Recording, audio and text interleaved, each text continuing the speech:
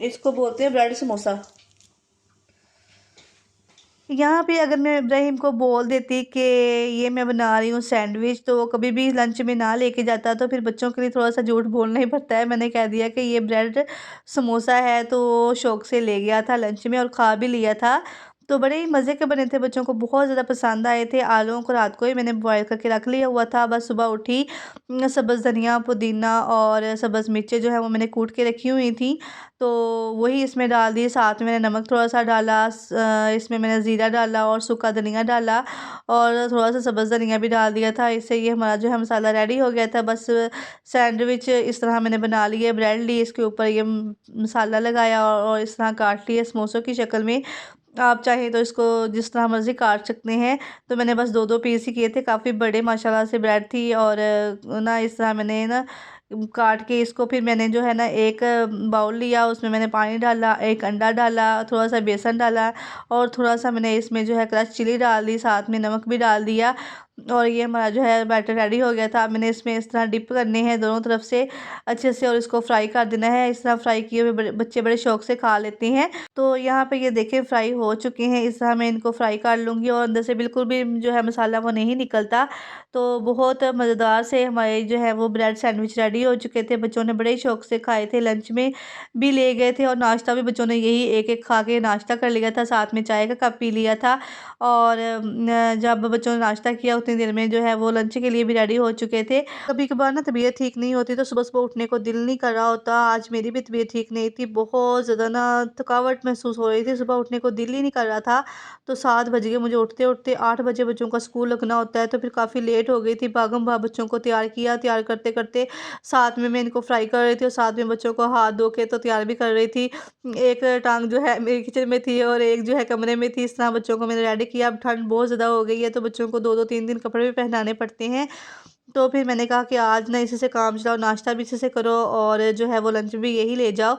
और बच्चे बड़े शौक से ले गए थे। फिर मैंने हस्बैंड के लिए भी यही जो है वो फ्राई कर लिए थे। मैंने कहा आज आप भी यही करो। जो है ना वो आग बहुत ज़्यादा स्लो आ रही थी, गैस बहुत स्लो थी और बहुत हल्की आंच पे मैंने ये बनाए थे। और ये देखिए यहाँ पे ये हमारे रेडी हो गए हैं। और साथ में ना इब्राहिम और जो है जमाल वो केचप लेके गए थे। वो कह रहे थे हमने केचप लेके जानी है। हादिया और हानिया दोनों बहनें जो हैं वो मायो पसंद करती हैं। उन्होंने कहा कि हमने मायोनीज़ लेके जानी है, तो उनके लंच बॉक्स में मैंने मायोनीज़ वो डाल दी थी। अस्सलाम वालेकुम everyone, welcome back my channel Hadiya kitchen and vlog. कैसे हैं आप सब लोग? उम्मीद है कि आप लोग खैरियत से होंगे। अल्हम्दुलिल्लाह मैं भी ठीक ठाक और आप सबके लिए दुआ करती हूँ कि आप लोग जहाँ कहीं भी हों खैर आफियत से हों। अल्लाह ताला आपको खुश रखे, आबाद रखे और ढेरों खुशियाँ दे। आमीन सुम्मा आमीन। आज का व्लॉग भी बड़ा ही ज़बरदस्त सा होने वाला है, तो आप लोगों ने मेरे व्लॉग को स्किप नहीं करना है, एंड तक देखना है। आपको बहुत ही ज़्यादा जो है वो मज़ा आने वाला है। वीडियो अच्छी लगे तो प्लीज़ लाइक कीजिएगा, शेयर कीजिएगा, सब्सक्राइब कीजिएगा, बेल का बटन ज़रूर प्रेस कीजिएगा ताकि नई आने वाली वीडियो का नोटिफिकेशन आप लोगों को टाइम पे मिल सके। और आप लोग मेरे व्लॉग बहुत ज़्यादा पसंद कर रहे हैं, इसके लिए बहुत बहुत शुक्रिया। तो चलें आज का व्लॉग शेयर करती हूँ। बच्चों को स्कूल भेज के किचन की सफाई करके फिर मैं आ गई थी कमरे में। हस्बैंड साहब भी जा चुके थे, उनको भी नाश्ता वगैरह करवा दिया था और लंच भी दे दिया था।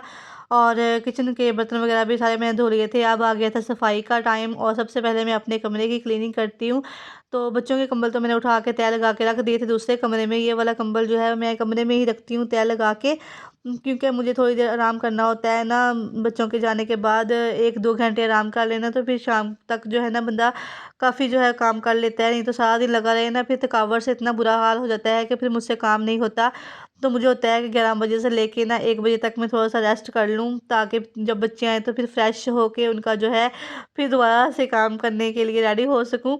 क्योंकि फिर बच्चों की वर्दियाँ वगैरह चेंज करवानी होती हैं और घर के कपड़े पहनाने होते हैं, खाना वगैरह खिला के फिर ट्यूशन भेजना होता है। तो फिर मुझे यही होता है कि मैं थोड़ी सी रेस्ट कर लूँ।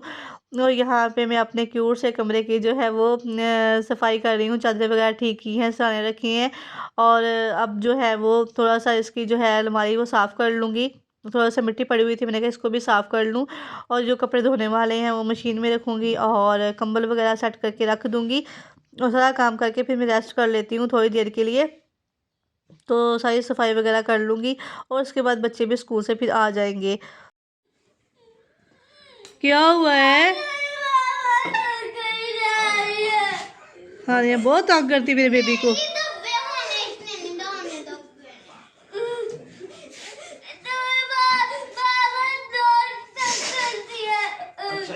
तेरी तो हड्डियां तोड़ देनियां हानियां, तू मेरे पुत्त को तंग कर दी है।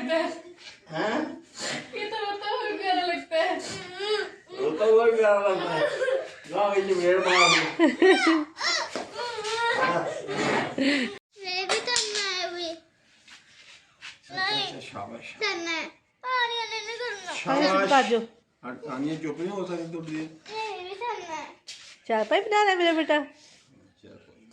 चलो आगे ले जाओ, खींच लो आगे, खींच लो रोज से खींच। यहाँ पे इब्राहिम ने इतना ज़्यादा तंग किया, चारपाई नहीं बनाने दे रहा था, किसी को भी हाथ नहीं लगाने दे रहा था, कह रहा था मैं बनाऊंगा। इतना रोया ना, रो रो के इसने अपना बुरा हाल कर लिया कि मैं ही ये बनाऊंगा। और बच्चों से कौन सा ये बनती है, काफ़ी मुश्किल होती है, इतनी आसान भी नहीं होती है।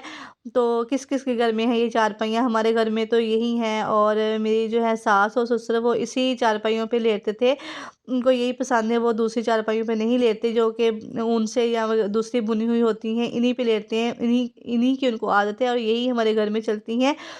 तो इनको ना तकरीबन 1 माह के बाद दोबारा जो है बुनना पड़ता है। कभी कहीं से टूट जाती है, जब एक जगह से टूट जाए ना तो पूरी दोबारा से बुनानी पड़ती है। वो सही नहीं होती है ना, सही तरह से उसको दोबारा से उधेड़ के ही बनाना पड़ता है। तो काफ़ी जो है ना मुश्किल हो जाती है। और इब्राहिम देखे कितने अच्छे तरीके से बना रहा था।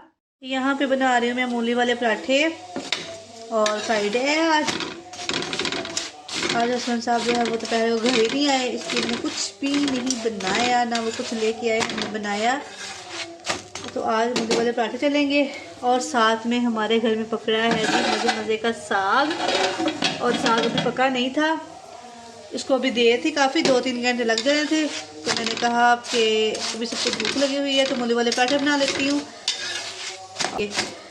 तो ये गांव से आया था साग, मेरे हस्बैंड साहब के जो हैं वो दोस्त कह लें या फिर वो उनके साथ काम करते हैं, तो वो लेके आए थे अपने गांव से। मैंने मूलियाँ कद्दूकश की थी ये देखें, और इसमें मैंने ना सब्ज़ धनिया और पुदीने की चटनी डाल दी। इससे बहुत मज़े की मूली का पराठा बनता है। इसमें सब्ज़ धनिया पुदीना चला जाए ना, सब्ज़ मिर्चें कुटी हुई होती हैं चटनी में, तो चटनी मैंने डाल दी है। ठीक है, तो इधर देखिए ये है पेड़ा। इस तरह मैं बनाती हूँ पराठा, इसके ऊपर रख के। तो ऐसे सबको ही मूली वाला पराठा बनाना आता है, लेकिन सबका अंदाज जो है ना मुख्तलिफ होता है। तो मैंने कहा चलो मैं दिखा दूँ मैं कैसे बना रही हूँ। मुझे सब्ज़ चटनी वाला जो पराठा है ना मूली का, बहुत मज़े का लगता है। तो मैंने कहा और क्या कूटनी, सब्ज़ धनिया भी कूटूँ, फिर अदरक भी कूटूँ, सब कुछ इसमें है। तो ऐसे ही पका लेती हूँ और बना लेती हूँ। और यहाँ पे ना गैस भी काफ़ी कम आ रही थी और बड़ी मुश्किल हो रही थी। कभी दोपहर को बंद कर देते हैं, कभी सुबह टाइम को बंद कर देते हैं, कभी शाम को बंद कर देते हैं। इनका कोई अपना टाइम नहीं है, चलो एक टाइम पे बंद कर दें तो दूसरी टाइम जो है बंदा काम कर ले। तो यहाँ पे बहुत स्लो गैस आ रही थी और स्लो गैस पे ही मैं बच्चों के लिए पराठे बना रही थी, क्योंकि और कोई ऑप्शन नहीं था मेरे पास ना। यही था कि बच्चों को आज पराठे बना के खिला दूँ, क्योंकि साग जो है वो काफ़ी देर लगा लेता है और शाम तक साग बनेगा। मज़े मज़े का साग, ये है उसके ऊपर धनिया, और ये है जी मक्खन। ये और इसके साथ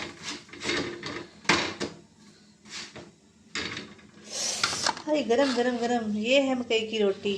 साग और मकई की रोटी किस किस की फेवरेट है।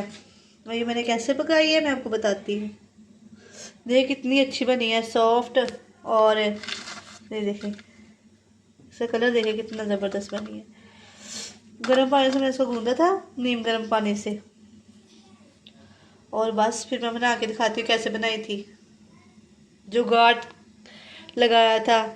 और मैं ऐसे ही बनाती हूँ जब भी बनाती हूँ। मेरे अब्बू को बहुत पसंद थी तो मैं ऐसे बना के देती थी। और मेरे ससुराल वालों में से अब्बू को बहुत पसंद है, अम्मी को पसंद थी, तो मैं बना के दे रही हूँ साग के साथ मकई की रोटी। बहुत मज़ेदार, माउथ वाटरिंग। मेरे तो मुंह में पानी आ रहा है, आप ही बताइएगा आपके मुंह में आ रहा है कि नहीं। मैं बना रही हूँ मकई की रोटी ऐसे करके।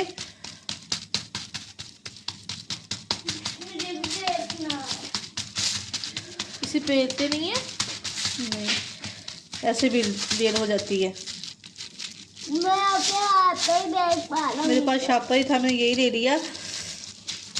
जिसको ना पकानी हो मेरी तरह वो इस तरह बना ले, बड़ी मज़े की बनती है। किस किस को पसंद है मकई की रोटी साग के साथ? मुझे नहीं। आपको नहीं पसंद?